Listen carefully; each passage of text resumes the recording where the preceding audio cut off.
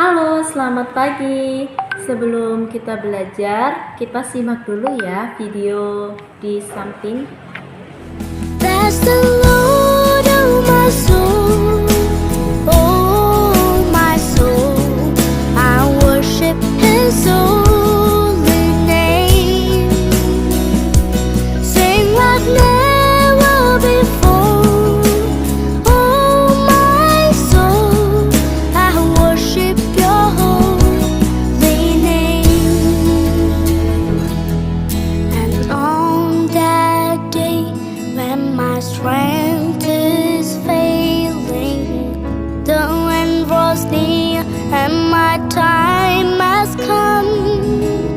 Still my soul will sing Your praise unending. 10,000 years and then forevermore.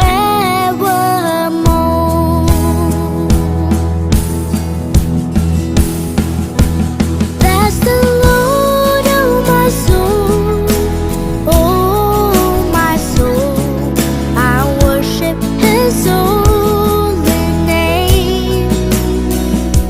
Sing like never before, oh my soul. I worship Your holy name. Bless the Lord, oh my soul, oh my soul.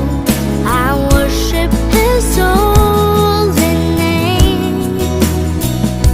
Sing like never before, oh my soul.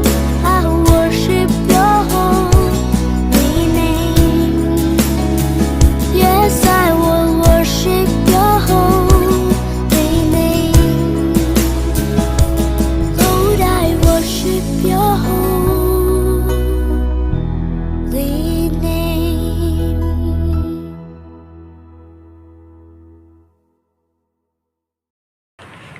Ya, tadi kamu sudah mendengarkan video lagu tentang 10,000 Reasons. Mungkin banyak sekali pelajaran yang telah kita dapatkan dari situ, karena lagu itu bisa menyentuh hati kita secara pribadi ya. Kita sekarang belajar tentang bernyanyilah dengan roh dan akal budi. Kita akan membahas tentang kota Korintus. Kota Korintus pada masanya itu adalah kota yang sangat ramai. Ya, di sana banyak penduduk yang menganut agama Kristen.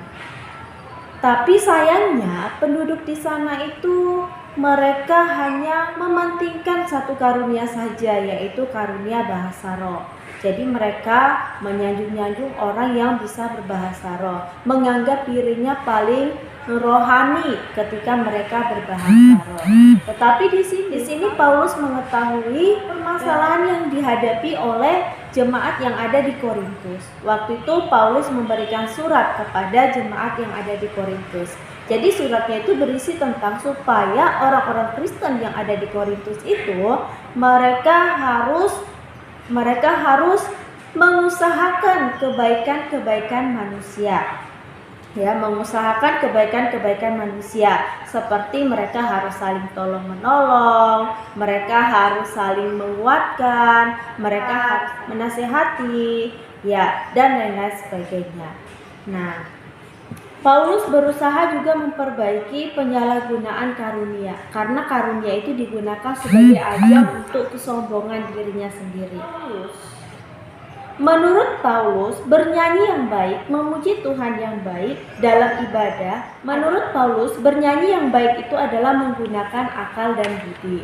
Jadi, setiap orang yang akan bernyanyi artinya adalah orang dengan kata-kata yang jelas, suara yang jelas, intonasi yang jelas, lalu kata-katanya juga jelas, cara mengucapkannya juga jelas, serta maksud dan tujuan lagu itu harus jelas. Menurut Paulus, nyanyian yang menggunakan akal budi, menurut Paulus, nyanyian yang menggunakan akal budi yang baik akan menolong orang lain mendengarkannya menjadi mengerti atas kebaikan-kebaikan Tuhan kepada manusia dan tujuan. Dan sebagai tanda setuju karena dalam ibadah itu tidak dapat dilakukan secara sembarang, ya, tanpa maksud yang jelas.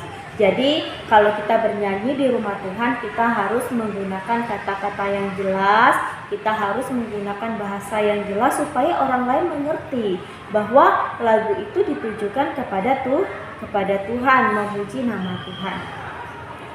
Nah, orang Kristen adalah penganut agama yang paling banyak sekali bernyanyi dibandingkan agama lain. Bahkan kalau misalnya kita ke gereja, kita berdoa, kita harus bernyanyi dulu. Nah, saya mau tanya, apakah kamu sungguh-sungguh dalam setiap kali bernyanyi, apakah ada begini? Dalam nama Yesus telah. Apakah ada yang seperti itu?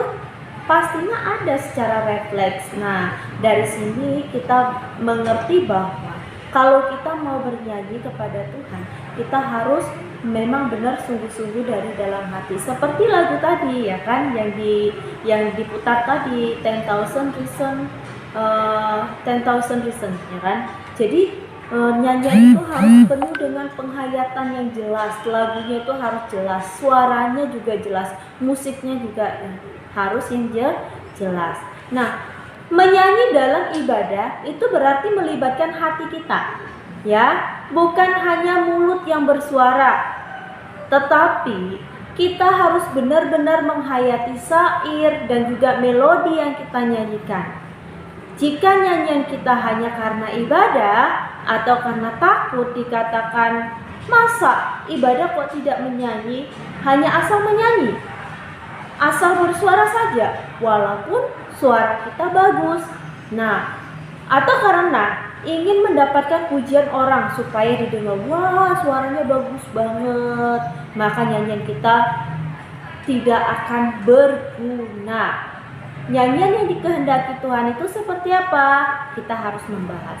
Nyanyian yang dikehendaki oleh Tuhan itu adalah nyanyian yang berasal dari hati. Dalam nyanyian itu ada perasaan, ada keyakinan, dan juga doa yang menandakan hubungan yang baik antara kita dengan Tuhan. Ya.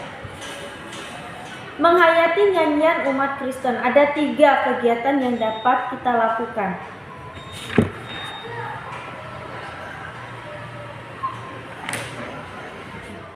Bapa kami yang di surga, dikuduskanlah namamu, datanglah kerajaanmu, jadilah kehendakmu di bumi seperti di surga.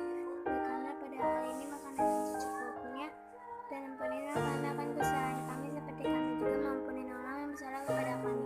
Dan janganlah membawa kami ke dalam percobaan, tetapi lepaskanlah kami daripada yang jahat, karena Engkau yang mempunyai kerajaan dan kuasa dan kemuliaan sampai selamanya.